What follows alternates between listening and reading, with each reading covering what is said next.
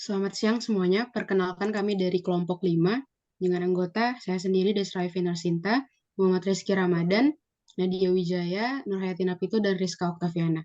Pada kesempatan kali ini kami akan mempresentasikan rekomendasi saham dari kami dengan telah melakukan analisis terhadap 5 emiten di sektor konsumen dan barang primer. Kami memutuskan untuk memilih dan menyimpulkan CK sebagai pilihan yang paling kuat di antara pilihan lainnya. Berdasarkan hasil analisis yang kami lakukan, mencakup aspek keuangan, kinerja pasar, dan prospek pertumbuhan, kami dengan yakin merekomendasikan posisi buy untuk emiten ini. Rekomendasi ini kami dasarkan pada potensi pertumbuhan yang menjanjikan, konsistensi kinerja, serta fundamental bisnis yang kuat yang menjadi landasan bagi keyakinan kami terhadap perusahaan CK terhadap prospek investasi yang menguntungkan. Next.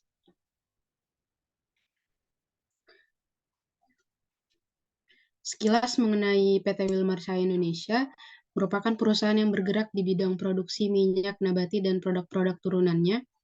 Juga Wilmar merupakan salah satu pemilik perkebunan kelapa sawit terbesar di dunia dengan total luas tanam sebesar 231.697 hektar per 31 Desember 2022. Dan untuk perkebunannya ada di beberapa lokasi seperti di Sumatera, Kalimantan Barat, dan Kalimantan Tengah di wilayah selatan. Dan juga ada di negara Malaysia, berlokasi di negara bagian Sabah dan Sarawak.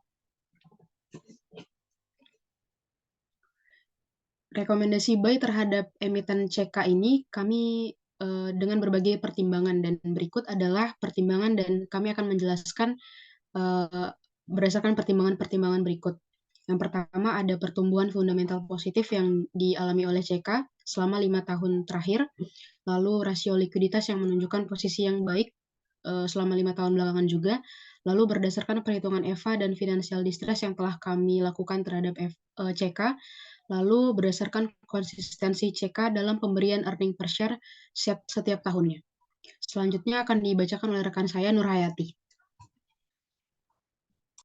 Baiklah, terima kasih kepada Desra. Di sini saya akan menjelaskan tentang pertumbuhan fundamental positif. Bisa kita lihat dari dua diagram di atas, yaitu pertumbuhan ekuitas CK. Ekuitas CK terus naik setiap tahunnya dengan rata-rata pertumbuhan ekuitas sebesar 12% sejak tahun 2018. Dengan peningkatan modal ini, menunjukkan CK memiliki struktur keuangan yang sehat yang dapat mendukung operasi jangka panjang. Selanjutnya itu tentang pertumbuhan laba CK. Di sini ada diagram. CK meletakkan laba positif selama 5 tahun berturut-turut. Dengan adanya hal ini, berarti perusahaan memiliki potensi terhadap pembagian saham, dan jika terus ada peningkatan ini, kami percaya bahwa akan berdampak pada kenaikan nilai saham ke depannya. Next.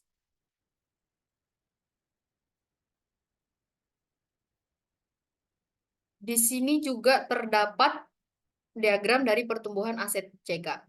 Aset CK bertumbuh selama 5 tahun belakangan. Pertumbuhan aset ini memiliki dampak positif terhadap profitabilitas. Begitu juga dengan struktur modal yang tinggi. Semakin tinggi struktur modal dan semakin baik pertumbuhan aset dari perusahaan, semakin berpengaruh terhadap profitabilitas. Terdapat juga diagram tentang pertumbuhan pendapatan CK. Penjualan CK menunjukkan nilai yang positif.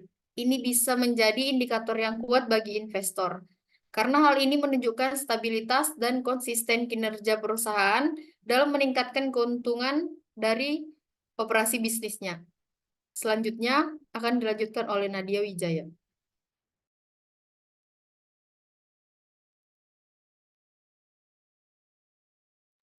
Baik, di sini ada rasio likuiditas yang baik, itu terbagi menjadi dua, yaitu current ratio dan quick ratio. Seperti terlihat di gambar, ada data grafik current ratio terhadap CK di tahun 2018 sampai di tahun 2022, yang menunjukkan perusahaan ini mampu memenuhi kewajibannya dengan besaran current ratio yang menunjukkan angka positif, sehingga hal ini menunjukkan bahwa perusahaan memiliki aset yang dapat dengan mudah diubah menjadi uang tunai dalam jangka pendek untuk memenuhi kewajiban dan hutang yang jatuh tempo dalam waktu dekat. Selanjutnya ada quick ratio, terdapat tabel quick ratio pada CK di tahun 2018 sampai di tahun 2022 Dengan rata-rata quick ratio sebesar 3,61 ini menunjukkan bahwa CK memiliki aset lancar likuiditas yang cukup dan baik untuk memenuhi kewajiban lancarnya dalam suatu periode. Selanjutnya akan dibacakan oleh Rizky. Kepada Rizky, saya persilahkan. Baiklah, terima kasih. Selanjutnya saya akan menjelaskan ekonomi value added. Berikut data dari value added PT Wilmar Cahaya Indonesia pada tahun 2022. Pada kali ini, EVA yang didapatkan oleh ekonomi value added adalah EVA yang positif, menunjukkan bahwa perusahaan berhasil menciptakan nilai ekonomi lebih besar dari biaya modalnya. Ini bisa menjadikan sinyal positif bagi investor, menandakan bahwa perusahaan dapat menghasilkan keuntungan melebihi biaya yang dikeluarkan untuk mendapatkan modalnya. Ini menunjukkan bahwa penggunaan modal oleh perusahaan telah menghasilkan hasil yang baik bagi investor.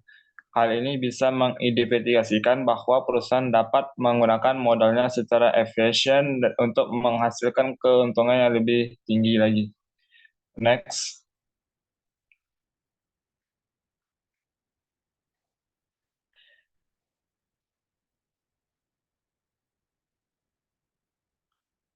Selanjutnya ada financial distress. Berikut adalah data yang perusahaan CK menggunakan Z-score.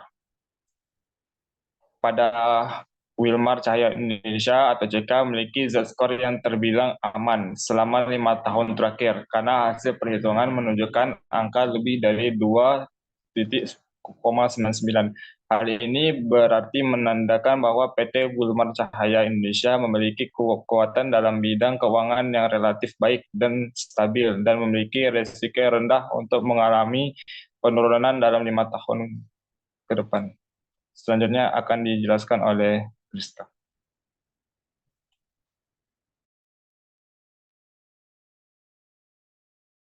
Selanjutnya ada konsistensi dalam earning per share atau IPS.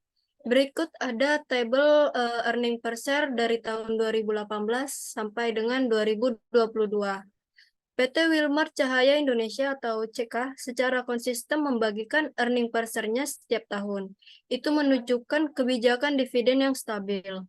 Pembagian IPS ini mencerminkan kinerja yang stabil dari perusahaan CK dalam kegiatan bisnisnya, sehingga bisa menjadi pertimbangan bagi para investor. Next. Yang terakhir ada keputusan rekomendasi. Berdasarkan analisis yang kami lakukan terhadap 5 emiten sektor barang konsumen primer, yaitu ada PT CK, Ultra Jaya, Aldes, Indofood, dan Koko, hasilnya kami dengan yakin memberikan rekomendasi buy terhadap saham PT CK.